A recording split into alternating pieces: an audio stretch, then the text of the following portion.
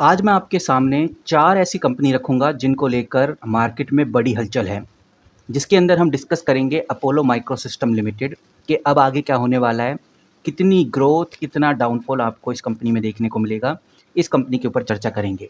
Overall Monday को क्या होगा, टोटली आज मैं बताऊँगा। हम बात करेंगे पारस डिफेंस की कि पारस डिफेंस 11% नीचे गिर चुका है, इसके पीछे के क्या रीज़न और कितना गिर सकता है और सबसे बड़ी बात कब रुकेगा और कब तेज़ी आएगी। मंडे को क्या होने वाला है overall. MTR technology MTR technology में भी हम सब चीज़ें डिस्कस करेंगे और बात करेंगे लास्ट में Mazagon dock ship builder limited की कि ओवरऑल क्या चल रहा है इन कंपनीज़ में। तो वन बाय वन करके समझते हैं और सबसे पहले इन चारों कंपनीज़ में मैं डिस्कस करूंगा अपोलो माइक्रोसिस्टम की, क्योंकि ये कंपनी काफ़ी अच्छी ग्रोथ में रही। पूरे 6 महीने में कंपनी ने अच्छा खासा ग्रोथ किया। अभी जो लहर है आप देख सकते हैं, प्रॉफिट बुकिंग आपको देखने को मिल रही है। और अपोलो माइक्रोसिस्टम एक ऐसी कंपनी है जिसने अपने क्वार्टर 4 में 40% की ग्रोथ दिखाई थी। यानी जब कंपनी के क्वार्टर 4 आए थे तो कंपनी के स्टॉक में 40% की तेजी आई। ये जो क्वार्टर 4 मई और जून के महीने की बात है, लेकिन इधर आपको बहुत क्लियर देखने को मिल रहा है कि इस कंपनी का जो पीई है 126 चला गया है। यानी ये कंपनी बहुत ज़्यादा एक्सपेंसिव हो चुकी है। और जब जब कंपनी अपने प्रीमियम वैल्यूएशन पे आ जाती है, ऐसी सिचुएशन में कंपनीज में आपको हैवी प्रॉफिट बुकिंग देखने को मिलती है। अपोलो माइक्रोसिस्टम में अभी फिलहाल वही चल रहा है। जब मार्केट खुली हुई थी तो ये जो कंपनी है 400 के ऊपर होल्ड करने की पूरी कोशिश कर रही थी, लेकिन 24 जून के आसपास कंपनी लगभग 396 पे आ गई और अभी ये कंपनी फिसलकर 384 पे आपको ट्रेड होती हुई नजर आ रही है, जो कि पूरे 5 दिनों में लगभग 12.12% का डाउनफॉल आपको देखने को मिलेगा। तो अब बात करते हैं कि बेसिकली भाई सपोर्ट लेवल क्या है। सपोर्ट लेवल से आपको ये पता चल जाएगा कि इसके बाद ये कंपनी नीचे नहीं गिरने वाली, इसके बाद बड़े इन्वेस्टर्स की एंट्री होगी और कंपनी फिर से बाउंस बैक करेगी। तो अभी जो इमीडिएट लेवल का जो सपोर्ट है वो 381 है। ये चीज़ आपको ध्यान रखकर चलनी है, 381 है, क्योंकि 381 कंपनी का इंट्राडे लो भी था, आप इधर देख सकते हैं। तो अगले सेशन के अंदर यानी कि मंडे को अगर 381 का लेवल टूटता है तो ये कंपनी 360 से लेकर 365 तक गिर सकती है, जो कि इस कंपनी का एक स्टैंडर्ड लेवल स्लाइड हो सकता है। बाकी अगर मंडे को सब कुछ पॉजिटिव रहा, कोई पॉजिटिव खबर हमें देखने को मिलती है, तो ये कंपनी अभी 384 पे है, 401 तक जा सकती है। बिकॉज इस कंपनी का जो इमीडिएट रेजिस्टेंस है वो 401 आपको देखने को मिलेगा। तो सवाल ये आता है कि बेसिकली अब करें तो करें क्या।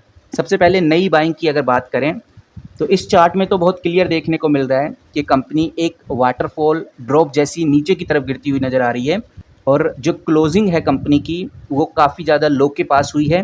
तो यहाँ पर तो मुझे नहीं लगता फ्रेश बाइंग करनी चाहिए। जब तक ये कंपनी 380 के पास रुक कर थोड़ा बाउंस या बेस नहीं बनाता, तब तक नया पैसा डालना खतरे से खाली नहीं होगा। बाकी जो एग्जिस्टिंग होल्डिंग है उनको भी ऐसा लगा लेना चाहिए, क्योंकि अगर उन्होंने लो लेवल पर एंट्री ली होगी तो अभी मुनाफे में है, थोड़ा प्रॉफिट बुकिंग करना ही यहाँ पर समझदारी होगी। बाकी देखते हैं कि भाई अपोलो माइक्रोसिस्टम में फिलहाल अभी आगे क्या सिनेरियो हमें देखने को मिलता है। अब बढ़ते हैं अगली कंपनी यानी कि पारस डिफेंस की तरफ। उसके बाद हम मझगांव डॉक शिप बिल्डर और एमटीआर टेक्नोलॉजी को भी डिस्कस करेंगे। तो यहाँ पर आप देख सकते हैं मैंने पारस डिफेंस इधर खोला हुआ है। पिछले एक हफ्ते में पारस डिफेंस ने एक बहुत बड़ा वर्टिकल मूव दिया था और कंपनी अपने 52 वीक हाई के ऑलमोस्ट क्लोज तक पहुँच गई थी। लेकिन जैसे 52 वीक हाई के पास आई, एक बड़ी प्रॉफिट बुकिंग, एक बड़ा मुनाफा वसूल शुरू हो गया, जिसके चलते हुए पारस डिफेंस में फिर से हमें एक वाटरफॉल देखने को मिल रहा है। सीधा 11% कंपनी गिरती हुई नजर आई प्रॉफिट बुकिंग के चलते हुए। और ये बात भी आपको याद दिला दूं, पारस डिफेंस में इतना बड़ा करेक्शन होने के बाद भी कंपनी का पीई 116 से लेकर 112 के आसपास आपको देखने को मिलेगा। कहीं 116 हो गया, कहीं 112 तक चला गया है। और जब जब वैल्यूएशन इतना महंगा होता है, एक एक्सट्रीम ओवरबोर्ड जोन में कंपनी जाती हुई नजर आती है। ऐसी सिचुएशन में ओवरऑल मार्केट में अगर हल्की सी भी थकान आती है तो इन कंपनीज में एक बड़ा डाउनफॉल हमें देखने को मिलता है। और अगर हम पारस डिफेंस के चार्ट को देखें तो बहुत क्लियर नज़र आता है। इस चार्ट के अंदर जो स्लोप है वो साफ दिखाई देता है कि स्टॉक लगातार लोअर एंड लोअर बना रहा है और पिछले 5 दिनों में लगभग 11.45% तक नीचे जा चुका है बिना किसी स्ट्रॉन्ग बाउंस के। यानी कोई बड़ा स्ट्रॉन्ग बाउंस नहीं देखने को मिला, सीधा कंपनी नीचे की तरफ जा रही है। तो अगर हम सपोर्ट की बात करें कि बेसिकली कब जाके ये कंपनी रुकेगी, कहाँ पे वो पॉइंट आएगा कि इन्वेस्टर्स फिर से बाउंस बैक करेंगे, तो वो पॉइंट है गाइस 1224। ऐसा मैं इसलिए बोल रहा हूँ क्योंकि यही कंपनी का इंट्राडे लो था 1224। और अगर कंपनी ने 1224 को भी ब्रेकआउट कर दिया, इसको भी तोड़ दिया, तो कंपनी 1150 से लेकर 1180 के आसपास आपको बड़ा सपोर्ट देखने को मिलेगा, एक बड़ा बाउंस बैक देखने को मिल सकता है। बाकी रही बात रेजिस्टेंस की, यानी कोई पॉजिटिव खबर आती है पारस डिफेंस में, बिकॉज अभी पूरा एक दिन पड़ा है, कल संडे है, संडे पड़ा है कल का, तो इन सब चीज़ों के चलते हुए कंपनी में एक अच्छा रेजिस्टेंस 1330 आप मान के चलिए। यानी कितनी बड़ी खबर आ जाए 1330 से ऊपर ये कंपनी नहीं जाने वाली, एक स्ट्रॉन्ग प्रॉफिट बुकिंग आपको इधर देखने को मिलेगी अगर कंपनी 1330 तक पहुंच जाती है तो। नाउ गाइज अब बात करते हैं एक्शनेबल स्ट्रैटेजी की, बेसिकली करना क्या चाहिए। नई बाइंग की अगर बात करें तो चार्ट पर तो बहुत क्लियर देखने को मिल रहा है कि इस कंपनी में एक छोटे टाइम फ्रेम में डाउन ट्रेंड चालू है और जो मार्केट की क्लोजिंग है बिल्कुल आज के लो लिमिट के पास ही क्लोज हुई है। तो यहाँ पर फ्रेश बाइंग करने की ज़बरदस्ती बिल्कुल मत कीजिए, स्टॉक को थोड़ा रुकने दीजिए, थोड़ा संभलने दीजिए, लगभग 1150 के आसपास आने दीजिए या 1200 के जोन में आने दीजिए। उसके बाद इस कंपनी में आपको एक बड़ा सपोर्ट देखने को मिलेगा। फिलहाल ये हो गया गाइस पारस डिफेंस। नाउ अब डिस्कस करते हैं अगली कंपनी यानी मजगांव डॉक शिप बिल्डर की। मजगांव डॉक शिप बिल्डर को अगर हम ध्यान से समझें, पूरे डिफेंस में या शिप बिल्डिंग सेगमेंट में, चाहे कोचिंग शिप यार्ड हो या गार्डन शिप बिल्डर हो, इन सभी कंपनी में ऊपर के लेवल से ही एक साथ करेक्शन स्टार्ट हो चुका है। कल तक तो ये जो Mazagon dock ship builder company है 2500 के ऊपर होल्ड करने का बेस बना रही थी और 23 जून को 2516 तक जाने की प्लानिंग पूरी थी और वहीं से बड़े प्लेयर्स ने शॉर्ट टर्म मुनाफा वसूली करना स्टार्ट कर दी, यानी प्रॉफिट बुकिंग स्टार्ट कर दी और फिर से ये कंपनी खिसक कर 2463 पे हमें देखने को मिल रही है।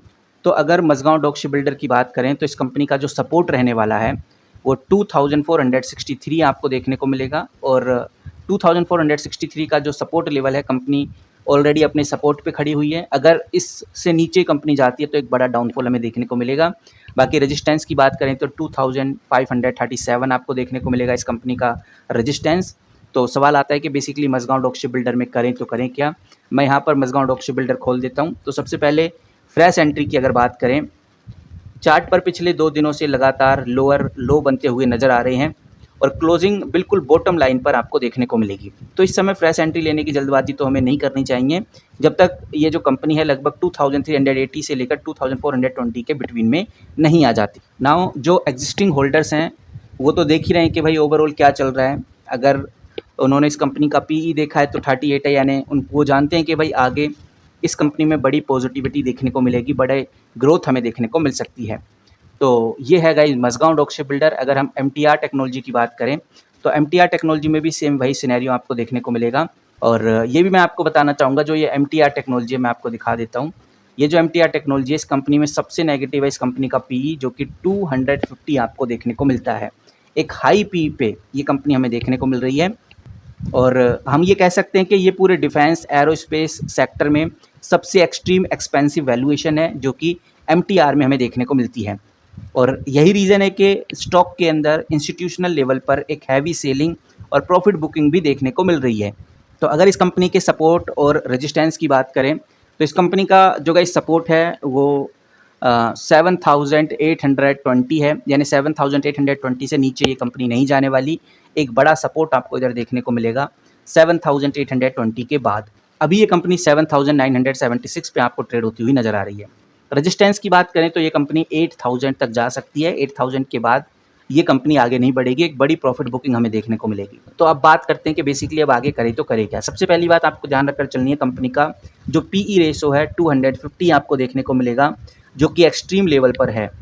तो यहाँ पर फ्रेश एंट्री लेने की गलती तो नहीं करनी चाहिए जब तक हमें ये जो कंपनी है इसकी वैल्यूएशन ना पता हो। तो ये है गाइज एमटीआर के हाल। आई होप आपको छोटी सी वैल्यूएबल इन्फॉर्मेशन पसंद आई होगी। जैसे जैसे कोई बड़ी न्यूज़, बड़ी अपडेट आएगी तो सबसे पहले आपके साथ शेयर करूँगा। इस वीडियो में इतना ही, मिलते हैं किसी नई वीडियो के साथ। तब तक के लिए take care and good bye.